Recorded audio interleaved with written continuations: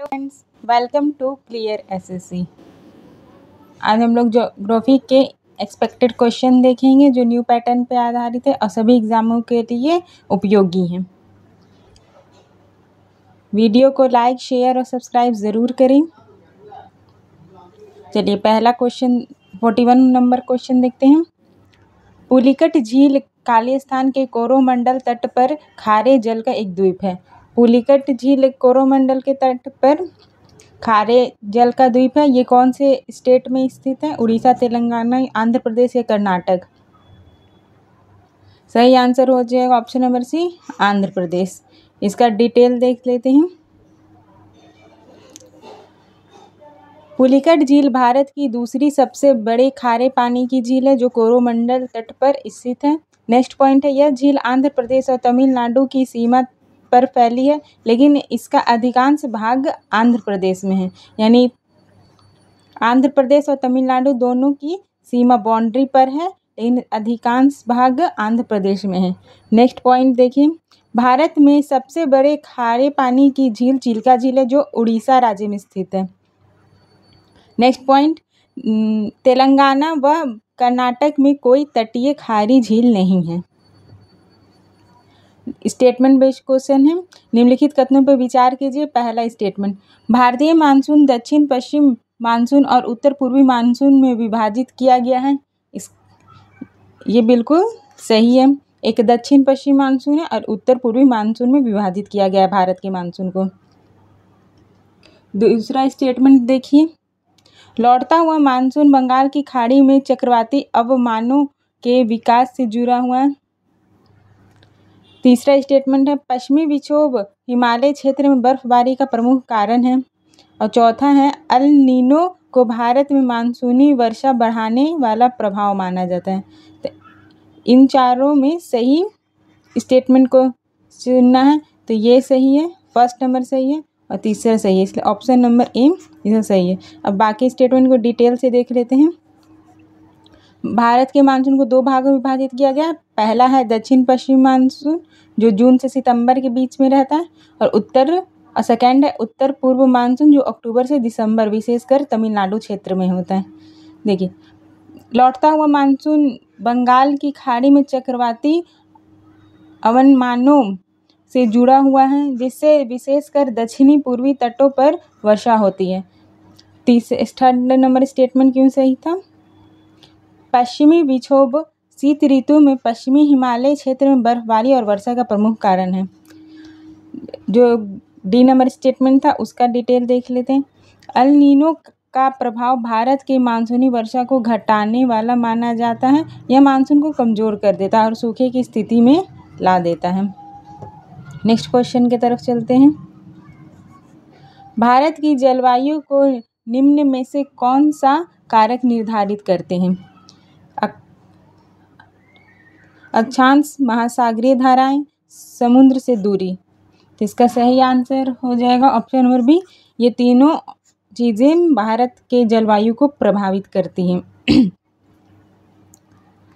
भारतीय जलवायु को अक्षांश, महासागरीय धाराएं और समुद्र से दूरी तीनों कारक निर्धारित करते हैं। अक्षांश के कारण भारत में उष्णकटिबंधीय और उपोष्ण जलवायु पाई जाती है। नेक्स्ट पॉइंट, महासागरीय धाराएं जैसे हिंद महासागर की धाराएं तटीय क्षेत्र के तापमान और वर्षा को प्रभावित करती हैं, जैसे अरब सागर व बंगाल की खाड़ी की धाराएं मानसून हवाओं की नमी पर असर डालती है। नेक्स्ट पॉइंट है, समुद्र से दूरी जलवायु को अधिक महाद्वीपीय गर्मी से अधिक गर्म और सर्दी में अधिक ठंडा समुद्र बनाती है, जैसे मुंबई में समुद्री प्रभाव जबकि दिल्ली में महाद्वीपीय प्रभाव है। नेक्स्ट क्वेश्चन की तरफ चलते हैं। पश्चिमी घाट के पश्चिमी भाग में गहन वर्षा किस प्रकार की वर्षा परिघटना के कारण होती है? इसका सही आंसर हो जाएगा ऑप्शन नंबर डी, पर्वतीय। इसका डिटेल देख लेते हैं।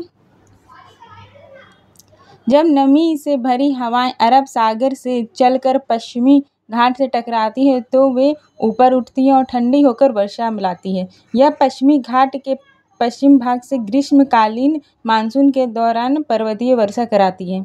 नेक्स्ट पॉइंट है, संवहनीय वर्षा गर्म नम हवा के ऊपर उठने और ठंडे होने के कारण दोपहर में होती है। नेक्स्ट पॉइंट है वाताग्र वर्षा तब होती है जब दो अलग अलग तापमान व आर्द्रता वाली वायु राशियाँ मिलती हैं, जिससे हवा ऊपर उठती है और बादल बनते हैं, वर्षा होती है। चक्रवाती वर्षा और चक्रवातों या वायु दाब के निम्न दाब क्षेत्र के कारण होती है। यह वर्षा बड़ी भू क्षेत्र में लंबे समय तक और स्थिर गति से होती है। नेक्स्ट पॉइंट देखते हैं स्टेटमेंट बेस है जलोढ़ मृदा। जलोढ़ मृदा के बारे में निम्नलिखित कथनों पर विचार कीजिए। फर्स्ट स्टेटमेंट देखिए, भारत की सबसे महत्वपूर्ण और उपजाऊ मृदाओं में से एक है। जलोढ़ मृदा भारत की सबसे महत्वपूर्ण और उपजाऊ मृदा है, जो चावल, गेहूं, गन्ना, कपास, जूट, आलू, सब्जियां जैसे विविध प्रकार की फसलों के उत्पादन में सहायक है। ये पहला स्टेटमेंट बिल्कुल सही है। भारत में सबसे महत्वपूर्ण मृदा कौन है? जलोढ़ मृदा। दूसरा, निलंबित अवस्था में पाए जाने वाले चट्टानों के पतले कण जो बाद में नदी तल या किनारों में एकत्र हो जाते हैं, जलोढ़ के नाम से जाने जाते हैं। ये भी बिल्कुल सही स्टेटमेंट है। थर्ड स्टेटमेंट देख लेते हैं, जलोढ़ मिट्टी नदियों द्वारा गाद के जमाव से नहीं बनती। ये गलत स्टेटमेंट है। 1 और 2 इसका सही स्टेटमेंट है, यानी बी, ऑप्शन नंबर बी इसका सही आंसर है। इसका डिटेल देख लेते हैं। जलोढ़ मृदा भारत की सबसे उपजाऊ मृदा है, जो गंगा ब्रह्मपुत्र के मैदानों में पाई जाती है और चावल, गेहूं, गन्ना, जूट, सब्जियां जैसे विविध फसलों के लिए उपयुक्त है। नदियों द्वारा बहाए गए सूक्ष्म कण गाद, रेत, बलुई कण जब नदी तल या किनारे पर जमते हैं तो उन्हें जलोढ़ कहा जाता है। जलोढ़ मिट्टी का गाद और मिट्टी जैसे महीन कण और रेत और बंजीरी जैसे बड़े कण भी होते हैं। यानी जलोढ़ मिट्टी में गाद, मिट्टी जैसे महीन कण भी होते हैं, रेत भी होते हैं, अब बंजीरी जैसे बड़े कण भी होते हैं। नेक्स्ट क्वेश्चन की तरफ चलते हैं। निम्नलिखित में से किस मिट्टी का उपयोग आमतौर पर ईंटों के लिए किया जाता है? तो किस मिट्टी का उपयोग ईंट बनाने के लिए किया जाता है? इसका सही आंसर हो जाएगा ऑप्शन नंबर डी, लेटेराइट मिट्टी। लेटेराइट मिट्टी रेड लाल रंग की होती है। लेटेराइट मिट्टी में लौह और एल्युमिनियम ऑक्साइड अधिक मात्रा में होती है, जिससे यह कठोर हो जाती है और ईंट व निर्माण सामग्री बनाने के लिए उपयुक्त होती है। अन्य विकल्प का डिटेल देखते हैं। काली मिट्टी कपास के लिए उपयुक्त है। पीट मिट्टी जैविक पदार्थ से भरपूर है, ये कृषि के लिए महत्वपूर्ण है। और जलोढ़ मिट्टी अत्यधिक उपजाऊ है, ये फसल के उत्पादन के लिए इस्तेमाल की जाती है। निम्नलिखित में से कौन सा यौगिक मृदा में बफरिंग एजेंट के रूप में कार्य करता है? यानी बफरिंग एजेंट के रूप में कौन सा कार्य करता है? इसका सही आंसर हो जाएगा ऑप्शन नंबर बी, कार्बोनेट और फॉस्फेट। इसका डिटेल देख लेते हैं। कार्बोनेट मृदा में मौजूद कार्बोनेट पीएच को नियंत्रित करने में मदद करता है और बफरिंग एजेंट की तरह कार्य करता है। फॉस्फेट ये भी मृदा में पीएच को स्थिर करने में सहायक होता है और बफरिंग क्षमता प्रदान करते हैं। आर्सेनेट एक विषैले यौगिक है और बफरिंग एजेंट की तरह कार्य नहीं करते हैं। नेक्स्ट क्वेश्चन देखते हैं। कौन सी मृदा नाइट्रोजन और फास्फोरस में कम लेकिन लौह और एल्युमिनियम में समृद्ध होती है? यानी कौन सी मिट्टी है जो इसमें नाइट्रोजन और फास्फोरस कम होता है लेकिन लोहा और एल्युमिनियम में समृद्ध होती है? इसका सही आंसर हो जाएगा ऑप्शन नंबर डी, लेटेराइट मृदा। इसका एक्सप्लेनेशन देख लेते हैं। लेटेराइट मृदा भारत की वह मृदा है जो लौह और एल्युमिनियम से समृद्ध होती है, लेकिन इसमें नाइट्रोजन, फास्फोरस और पोटेशियम जैसे आवश्यक पोषक तत्व कम मात्रा में मिलते हैं। कुछ फसलों के लिए जैसे चाय, कॉफ़ी, रबर, काजू के लिए यह मिट्टी उपयोगी होती है। नेक्स्ट क्वेश्चन देखते हैं। हरित क्रांति के प्रथम चरण में लगभग 1960 के दशक के मध्य से 1970 के दशक के मध्य तक निम्नलिखित में से किस राज्य में HYV बीजों का उपयोग अधिक समृद्ध लोगों तक ही सीमित था? HYV बीज कौन से राज्यों के बीच लोगों के बीच समृद्ध था? तो इसका सही आंसर हो जाएगा ऑप्शन नंबर बी, पंजाब और आंध्र प्रदेश। इसका डिटेल एक्सप्लेनेशन देख लेते हैं। हरित क्रांति 1965 में तीसरी पंचवर्षीय योजना के तहत शुरू हुई, जिसका उद्देश्य गेहूं, चावल, ज्वार, बाजरा, मक्का जैसी फसलों की उत्पादकता को बढ़ाना था। इसमें HYV बीज, रासायनिक उर्वरक और कीटनाशकों का प्रयोग हुआ। नेक्स्ट पॉइंट है, पहले चरण में इसका लाभ पंजाब, हरियाणा, पश्चिमी उत्तर प्रदेश, आंध्र प्रदेश व तमिलनाडु जैसे समृद्ध राज्य और किसानों तक सीमित रहा। MS स्वामीनाथन को भारत में और नॉर्मन बोरलॉग को विश्व में हरित क्रांति का जनक माना जाता है। नेक्स्ट क्वेश्चन देखिए, नवंबर 2023 को उपलब्ध जानकारी के अनुसार भारत में चाय उद्योग के बारे में निम्नलिखित में से कौन सा कथन सही है। कथन 1 देखिए, विश्व स्तर पर भारत चाय का सबसे बड़ा उत्पादक और काली चाय का दूसरा सबसे बड़ा उत्पादक है। दूसरा स्टेटमेंट देखिए, असम घाटी और कछार 2 चाय के उत्पादक क्षेत्र हैं। तीसरा स्टेटमेंट देखिए, भारत का दक्षिणी भाग देश के कुल उत्पादन का लगभग 17% उत्पादन करता है। इसका सही आंसर हो जाएगा ऑप्शन नंबर डी, केवल 2 और 3 इसका सही आंसर है, ऑप्शन नंबर डी। इसका स्टेटमेंट देख लेते हैं। देखिए 2 और 3 सही है, उसके बारे में पढ़ लेते हैं। असम में असम घाटी और कछार 2 प्रमुख चाय उत्पादक क्षेत्र हैं। कथन 3 सही है, इसलिए है क्योंकि भारत का दक्षिणी भाग केरल, कर्नाटक, तमिलनाडु देश के कुल उत्पादन का 17% में योगदान देता है।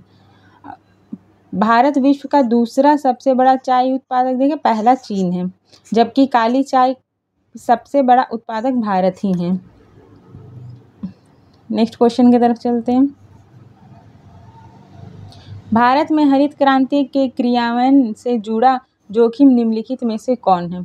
पहला, इससे छोटे और बड़े किसानों के बीच असमानताएं बढ़ने की संभावना थी। HYV फसल पर भी कीटों के हमले का खतरा अधिक था और जिन किसानों ने इस तकनीक को अपनाया, कीटों के हमले से उनकी पूरी फसल की हानि हो सकती थी।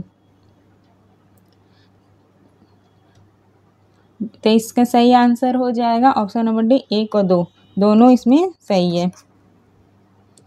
इसका डिटेल देख लेते हैं। हरित क्रांति के उन्नत बीज, सिंचाई सुविधा, रासायनिक खाद, कीटनाशक और मशीनों की आवश्यकता होती थी, जो मुख्यतः बड़े किसानों के पास उपलब्ध थी। इससे छोटे किसान पीछे छूट जाते थे और आर्थिक और सामाजिक असमानताएं बढ़ी है। दूसरा सही है। HYV किस्म अधिक उत्पादन देती थी, लेकिन वे कीट व रोगों के प्रति संवेदनशील थी। यदि कीट प्रकोप होता तो अपनाने वाले किसान की पूरी फसल की हानि हो सकती थी। नेक्स्ट क्वेश्चन देखिए, हरित क्रांति के निम्नलिखित में से कौन सा पहलू थे। हरित क्रांति के पहलू बताना है। पहला, उच्च उपज देने वाली किस्म के बीजों का उपयोग, ये बिल्कुल सही है। कृषि में मशीनीकरण, ये भी सही है। रासायनिक उर्वरक और कीटनाशकों का उपयोग, ये भी सही है। सिंचाई सही है। ये चारों ऑप्शन सही है, तो इसका सही आंसर ऑप्शन नंबर सी हो जाएगा। हरित क्रांति में सभी पहलू कौन थे।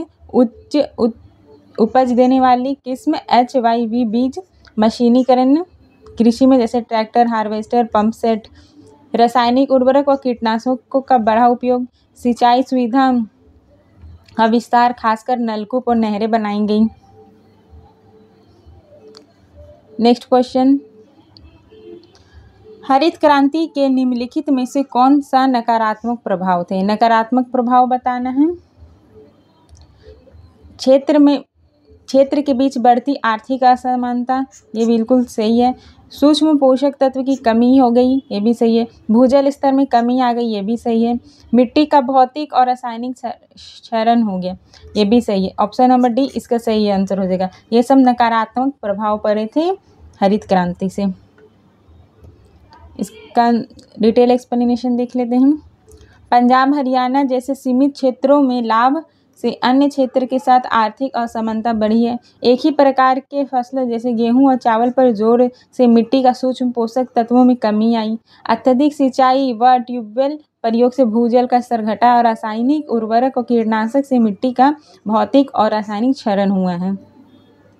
नेक्स्ट क्वेश्चन की तरफ चलते हैं। निम्नलिखित कथनों पर विचार कीजिए। पहला स्टेटमेंट, संयुक्त राष्ट्र के खाद्य और कृषि संगठन के अनुसार भारत दुनिया का सबसे बड़ा दलहन उत्पादक देश है और चावल का दूसरे स्थान पर है। ये बिल्कुल सही है। भारत में हरित क्रांति के कारण मुख्य रूप से पंजाब, हरियाणा और उत्तर प्रदेश में गेहूं के उत्पादन में उल्लेखनीय वृद्धि हुई। ये भी सही है। काली मिट्टी, जिसे रेगुड़ मिट्टी भी कहा जाता है, काली मिट्टी को रेगुड़ मिट्टी भी कहते हैं, ये कपास की खेती के लिए उपयुक्त होती है। ये भी सही है, यानी ऑप्शन नंबर बी इसका सही आंसर हो जाएगा। भारत दुनिया में दलहन का सबसे बड़ा उत्पादक देश है और चावल का दूसरे नंबर पे है। हरित क्रांति मुख्य प्रभाव गेहूं उत्पादन पर पड़ा, जिसमें पंजाब, हरियाणा और पश्चिमी उत्तर प्रदेश का उल्लेखनीय वृद्धि हुआ। और काली मिट्टी को रेगुड़ मिट्टी भी कहते हैं, इसमें नमी धारण क्षमता अधिक होती है। ये कपास की खेती के लिए आदर्श मानी जाती है। निम्नलिखित में से हरित क्रांति के सकारात्मक प्रभाव क्या थे? अब सकारात्मक प्रभाव बताना है। इसमें आत्मनिर्भरता, ये बिल्कुल सही है। औद्योगिकरण तो नहीं हुआ था। रोजगार में वृद्धि हुई थी, ये भी सही है। फसल उत्पादन में वृद्धि हुई थी, ये भी सही है, यानी ऑप्शन नंबर बी इसका सही आंसर हो जाएगा। इसका एक्सप्लेनेशन की तरफ चलते हैं। आत्मनिर्भरता, हरित क्रांति ने गेहूं व चावल के उत्पादन को बढ़ाकर खाद्यान्न में आत्मनिर्भरता दिलाई। हरित क्रांति का लक्ष्य कृषि उत्पादन था, ना कि औद्योगिकीकरण को बढ़ावा देना। रोजगार, कृषि व उससे जुड़े क्षेत्र, खाद्य, मशीनी परिवहन में रोजगार बढ़ा और फसल में वृद्धि हुई। उसमें HYV बीज, सिंचाई, उर्वरक से उपज से रिकॉर्ड तौर वृद्धि हुई थी। नेक्स्ट क्वेश्चन देखिए। फसल चक्रण के बारे में निम्नलिखित में से कौन सा वाक्य सही है? सही वाक्य बताना है। पहला स्टेटमेंट है, फसल चक्रण की कृत्रिम निवेशों के बिना मिट्टी के पोषक तत्वों को वापस लाने में सहायक होता है। दूसरा है, फसल चक्रण एक ही भूखंड पर मिट्टी के स्वास्थ्य को बेहतर बनाने के लिए क्रमिक रूप से विभिन्न फसलों के रोपण की गतिविधि है। तीसरा है, फसल चक्रीकरण का घूमना मिट्टी के संरचना को बिगाड़ देता है, क्योंकि उसी पोषक तत्व का समय फिर से उपयोग किया जा सकता है। तो इसका सही आंसर हो जाएगा ऑप्शन नंबर ए 1 और 2। फसल चक्रण से मिट्टी की गुणवत्ता बढ़ती है, ना कि बिगाड़ देता है। ये गलत है। इसका डिटेल एक्सप्लेनेशन की तरफ चलते हैं। फसल चक्रण का मतलब है एक ही भूमि पर अलग अलग मौसम में अलग अलग फसलें उगाना। यह मिट्टी के पोषक तत्वों को प्राकृतिक रूप से पुनः भरण करता है और कृत्रिम उर्वरकता पर निर्भर कम करता है। इन कृत्रिम जो उर्वरक होता है उस पर निर्भरता कम करता है। यह मिट्टी के स्वास्थ्य व संरचना को बनाए रखता है।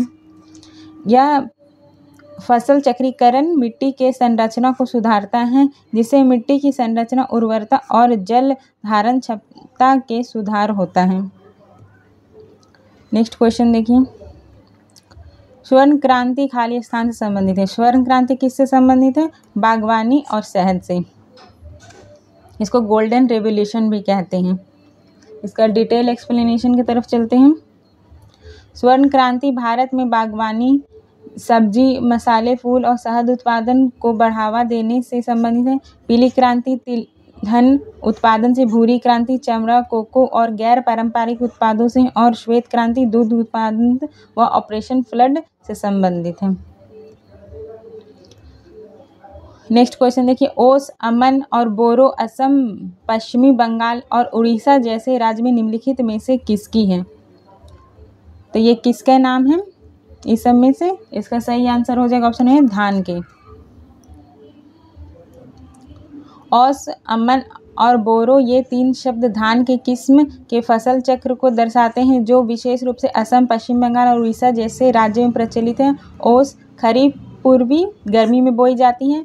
अमन मुख्यतः खरीफ मानसून के दौरान बोई जाती है और बोरो रबी के बाद सर्दियों के अंत में बोई जाती है। नेक्स्ट क्वेश्चन देखिए। प्राकृतिक संसाधनों के संबंध में निम्नलिखित में से कौन सा कथन सही है? सही कथन बताना है।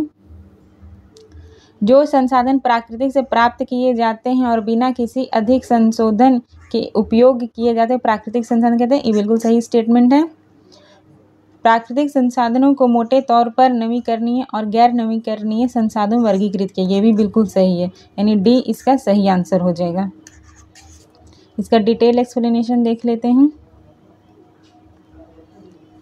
प्राकृतिक संसाधन प्रकृति से सीधे प्राप्त होते हैं, बिना अधिक संशोधन के उपयोग किए जा सकते हैं, जैसे जल, वायु, मिट्टी, खनिज, वनस्पति इत्यादि।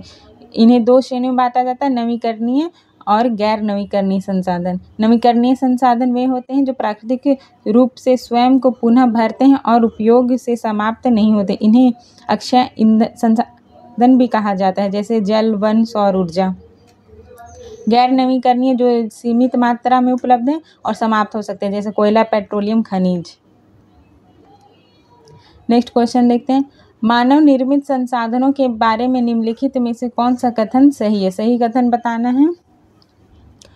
लोग प्राकृतिक संसाधनों का उपयोग इमारतें, पुल, सड़कें, मशीनरी और वाहन बनाने के लिए करते हैं, जिन्हें मानव निर्मित संसाधन कहते हैं। ये बिल्कुल गलत है। अभी बताएं कि प्राकृतिक संसाधन जो नेचर से आते हैं उसे प्राथमिक संसाधन कहा जाता है, ये मानव निर्मित नहीं होते हैं।